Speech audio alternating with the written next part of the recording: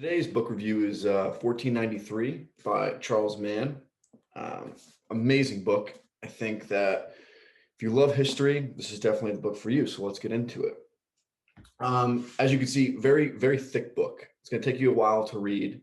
I don't think by any means this is a casual read. This is definitely someone who's already interested in history that should be reading it. If you don't think something that happened 1700 years ago was interesting, this probably isn't the book for you. But at the same time, the importance that the events after 1492 and Columbus landing and the Dominican and the rest of the islands down there, the impact that it played around the world, I think that we are short sighted when it comes to what actually happened after that. In high school, you're really only taught the trades afterwards with the slaves and sugar and tobacco, but it was much bigger than that. I mean, it affected every continent in the world. It affected every civilization. It changed the trajectory of the world. And without it, we don't know what would happen. And it's not saying that it doesn't paint Columbus in a good or bad manner necessarily. He's a very highly controversial person, and that's okay. Like that's okay that he's controversial. No one knows if he was necessarily the first person. We know that the Vikings probably landed up in Canada prior to that. So, but at the same time, like this was the chain reaction that started everything. So, and from that standpoint, it does a very good job of being objective and just saying he is who he was and just states the facts and points that both sides have a point as to why he was a good or a bad person and how he changed the world. So yeah, history buffs will definitely love this book. This is definitely not a book though that you're going to casually read.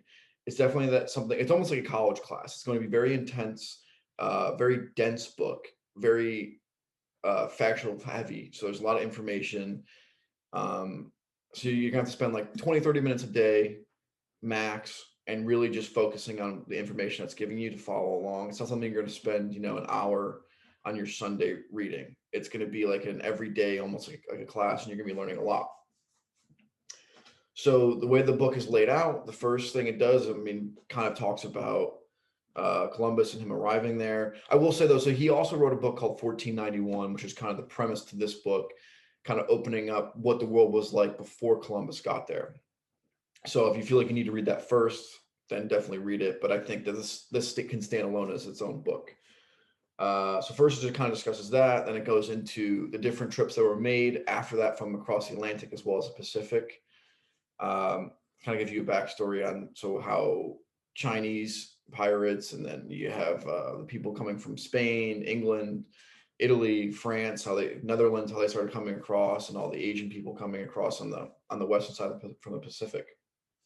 So that can get very interesting, and how like the crops changed, and then it opens up into the how Africa changed because of it. They needed slavery, which actually does a really good job talking about slavery and how it necessarily isn't what it became. Like in the beginning, the main reason that African slaves were chosen, and it wasn't a purely financial decision because it was actually a lot more expensive to get African slaves over into the Caribbean and into the South to work on these plantations and to work in these crop fields.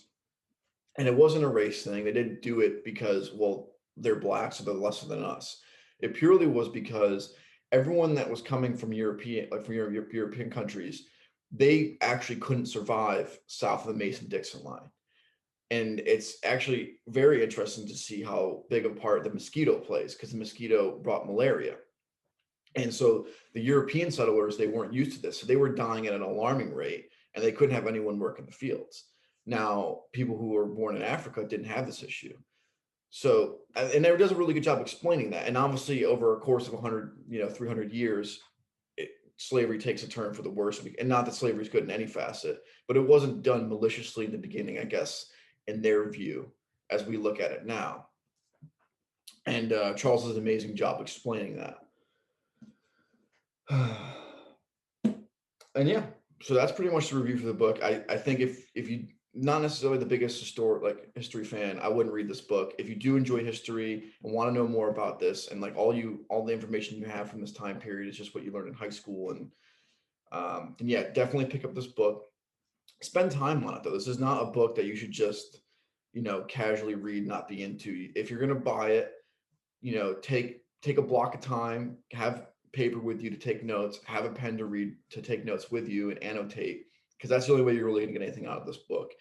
And don't be quick to judge, because he does offer like information bits at a time that may sway your opinion. So just like wait until you finish each chapter to kind of like, okay, like he definitely gives objectively both sides of an issue, and I think especially how controversial Columbus is as a person. That's the way to do it. So yeah, if you enjoy history, definitely check out 1493.